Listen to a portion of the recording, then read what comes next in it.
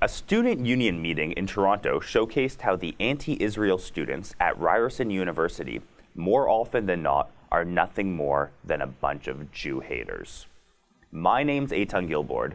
I'm a graduate of Ryerson University, and I'm going to explain why students at Ryerson have crossed the path from being legitimate critics of the State of Israel to Jew haters.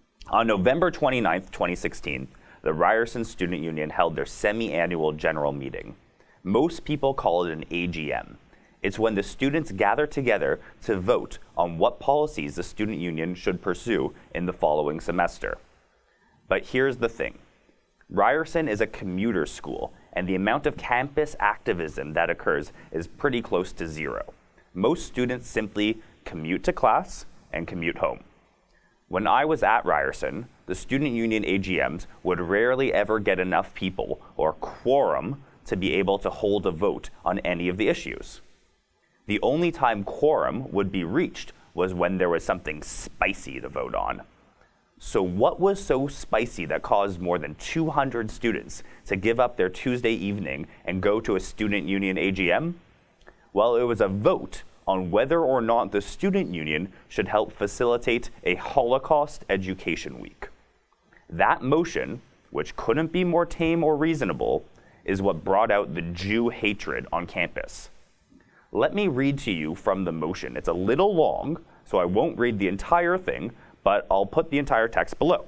Be it resolved that the RSU commemorate and partake in the official Canadian Holocaust education, in which numerous events/education programs will be dedicated to remembrance and history of the Holocaust, and the programming for this week be devoted solely to Holocaust education, referring to the time period of 1933 to 1945. And the programming involved in this week include education on Holocaust survivors. And this week focuses solely on the education of the Holocaust and not on the other genocides which have taken place in the 20th and 21st century. And this week be devoted to Holocaust education without the involvement of divisive political discourse. So that's it. This should have passed. But instead, members of the Muslim Students Association at Ryerson decided to try and amend the motion so it wouldn't be about the Holocaust. And when that didn't work, they orchestrated a walkout so that quorum would be lost and the motion wouldn't be able to go through. It was Abba Eban who famously said, "The Arabs never miss an opportunity to miss an opportunity."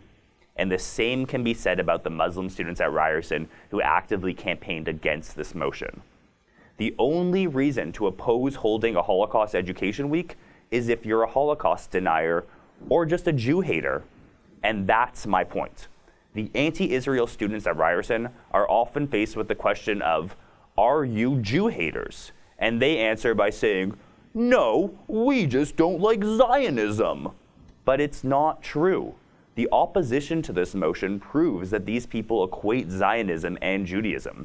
Otherwise, the Muslim students at Ryerson who oppose this motion would realize that there's not a problem with having a Holocaust Education Week. It has nothing to do with Israel, let alone Palestine. Ryerson hosts days and weeks to raise awareness for numerous other causes. And in light of the increasing amounts of anti-Semitic incidents in Canada, it would be worthwhile for Ryerson to have a Holocaust Education Week. It all reminds me of when I was on campus and the debates I would have with the anti-Israel students. I used to love asking people why it was that all three major political party leaders in Canada were not simply supporters of Israel, but self-described Zionists. And the answer I always got was either, well, it's because the Jews control the media, or because the Jews control the politicians. That's when the Jew hatred comes up. Obviously, not everyone who opposes the State of Israel is a Jew hater. And obviously not all Muslims at Ryerson are Jew haters. Some of my fondest memories at Ryerson was working with student groups like the Ismaili Muslims, and for the record, the Armenians and Catholics as well. But when you get into Jewish conspiracy theories, like the Holocaust didn't happen, or the Jews are secretly controlling everything behind the scenes, that's when you lose legitimacy. When I was at Ryerson, I would ask members of the Palestinian student groups what they thought Zionism meant. And all they could ever answer was, it means racism.